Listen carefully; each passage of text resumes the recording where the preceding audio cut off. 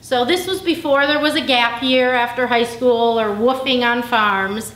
My mom actually found an organic farm for me to live on. Unintentionally, the farm she found for me was exactly what I was looking for. It was also a commune. So that is when I headed to Zendik Farm. And this is a photo of the communal group. There were typically about 35 or 40 people. When I first went there in 1987, the commune was in Southern California. It was in the high desert, right on the Mexican border. It was an incredibly beautiful place. We lived there for about 5 or 6 years and then moved to outside of Austin, Texas. And this photo is taken, had probably been with the group maybe 15 years or so when we lived in Asheville, North Carolina.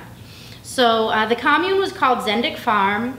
About a year ago, it completely disbanded. The last location was in West Virginia. I never lived at that site. But it was started by an old beat poet who was sort of, way back pre-60s wanting to change the world. And really they practiced a form of radical environmentalism. So we lived very simply. We grew a lot of our own food. We, let's see which picture's next here. We built buildings out of recycled materials. We had composting toilets. Nobody had their own money. We shared our money. So for 17 years, I worked on a room and board work exchange, totally happily. And basically we were trying to withdraw from society and create a better way to live, thinking that we could change the whole world by doing that. So after about 17 years, it dawned on me this was not happening. We were not changing the world by isolating ourselves and being angry at society. But that was sort of the realization that the philosophy there didn't really hold water. But what was awesome about my time there was that I really learned how to grow food. And I learned it by making a lot of mistakes, the best way to learn anything. So we had a few acres of veggies growing. At times we had draft horses and grew a lot of different kinds of unique grains. And I just loved that part of it. For a period of time, we grew food that we sold to Whole Foods or farmers markets. And I found out I hated that. I did not enjoy having to cull out the bad tomatoes and only sell the good ones. But I found out what I did love was sharing the passion I had found and the meaning I'd found through growing food with others by teaching people how to grow food. So that was the good takeaway. There's a whole love story aspect to the book that it has some fairly painful aspects to it. And most of that I'll leave for you to read. But some aspects of the farm were really, for all intents and purposes, at times this was more of a cult than a commune. And this was not like drinking Kool-Aid, mass suicide level cult activities, but it was a kind of group mind or group thinking that exerted an unspoken power or control over all of us who lived there. And it was really something that was very hard to kind of free yourself and get out of. The mindset had put such incredible negativity on mainstream society as being full of spoilers that were destroying the earth and only people who lived on Zendik Farm were taking care of the planet, that it really was a lot to extricate myself from this place where I really believed we were changing the world. But after 17 years, let's see where we go here. Oh, wait, we're still at Zendik Farm. A couple more photos from the farm. So some of the other players here. After I'd been at the farm 15 years or so, Brian here, let's see, I think I have a pointer even. Yeah, there's Brian right there. He is the father of my oldest child. It was a commune, we did not get married. But we had Thea, who's on the swing with me. Thea's now 12. She's a 7th grader who hates the mention of anything mildly hippie-ish and accuses me of being Amish frequently.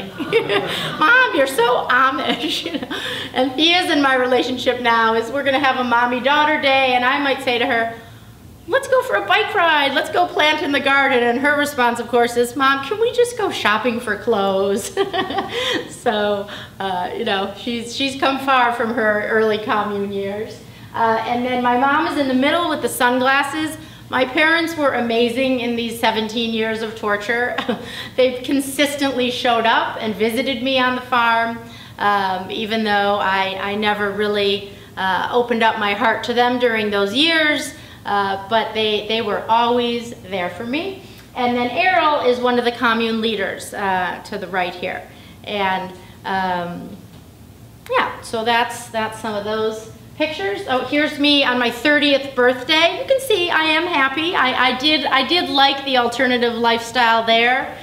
There was a lot that was really great about it. There were aspects of openness and communication, kind of a lot of our regular societal rules of you know, what you have to do with your day every day were a lot different there.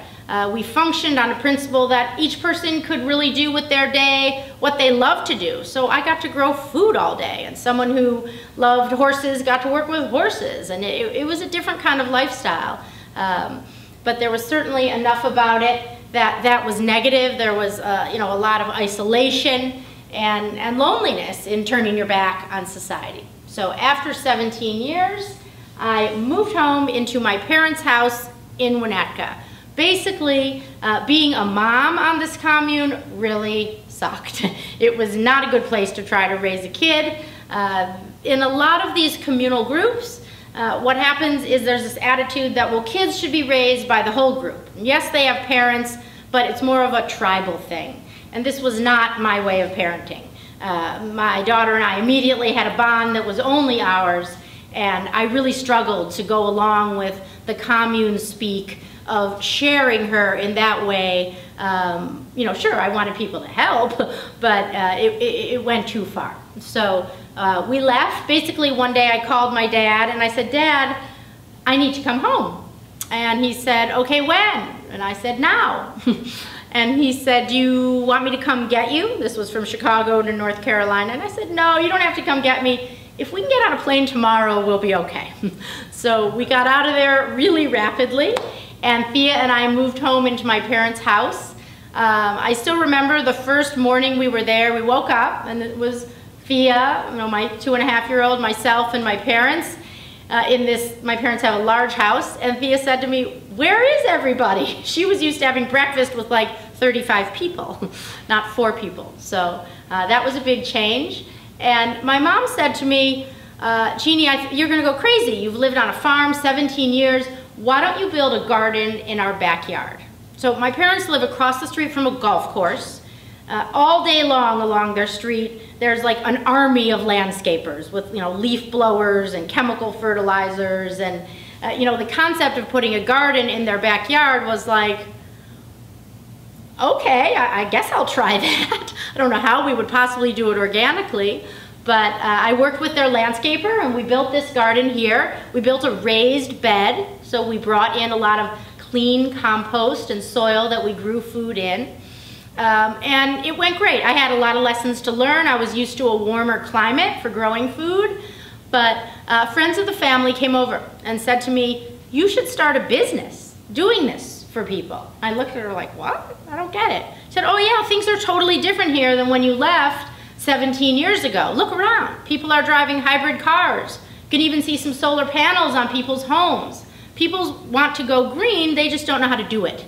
And they will want to hire you to help them.